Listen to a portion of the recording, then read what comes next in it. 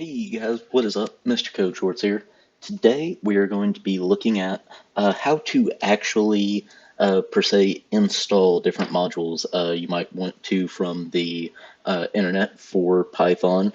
Uh, moving into a future, uh, coding larger and larger projects, you're going to probably want to use some code that other people have written because either it's much faster or coded much better than you feel you can, or say it has access to proprietary technologies that you can implement, or the reason that a lot of coders do it, which is it's fast, it's easy. Uh, Nothing wrong with that. That's why the code is published, and legitimately, those other reasons are valid. They are a lot of the modules that Python that are widely used in Python are tested a lot. They are very robust. They're just fantastic. So what you want to do is go to a web browser of choice. Let's just say I've got Firefox open right here, and I'll go and say find a, let's say, how about beautiful soup?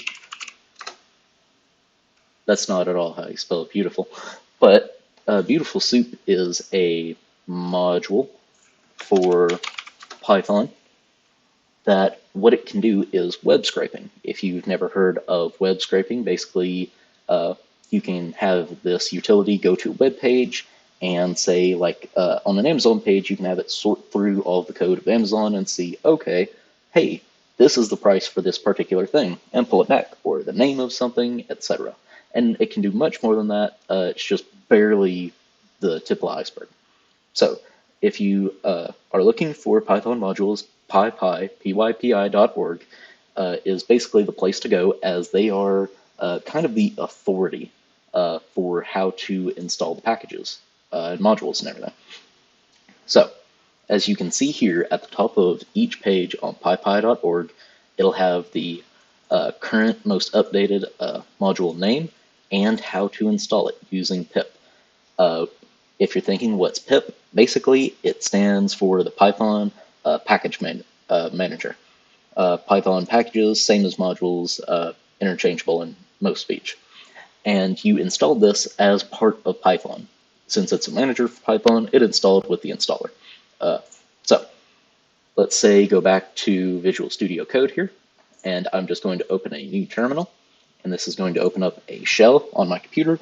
Shell is just a generic term for a text-based terminal that is based on the operating system of the computer, whether that be Windows, Mac, Linux, etc. So because I have Python installed, what I can say by simply looking at this command here, I can say pip install beautiful soup 4, or what I'm realistically going to do, Control C and Control V. So as you can see in the terminal, because we have Python and its extensions installed, I can see that pip lit up as it recognized the keyword pip.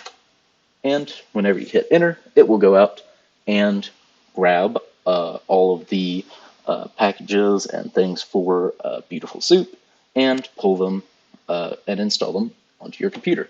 As you can see, that requirement is already satisfied for me. So also, if you have ever forgotten what modules you had installed for Python, you can simply use the keyword pip with the word list behind it, and this will list out everything, or all of the modules that you have installed. So as you can see, I already had Beautiful Soup 4, a wrapper for Beautiful Soup 4 called BS4, cryptography, Flask. If you don't know about the Flask module, it is a web server module. Basically, this allows you to stand up your own website from your computer very quickly and make incredibly advanced websites. A lot of different tricks going on.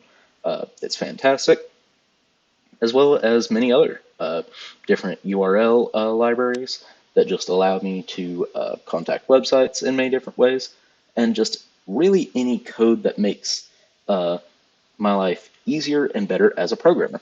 Because at the end of the day, I need to write more code. That code needs to get out to more people. It needs to run for a long time and run very well.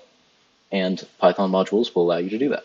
So I hope you learned something, and I hope you like and subscribe and come back every Monday, Wednesday, and Friday for a brand new Code Shorts video. Take care, y'all.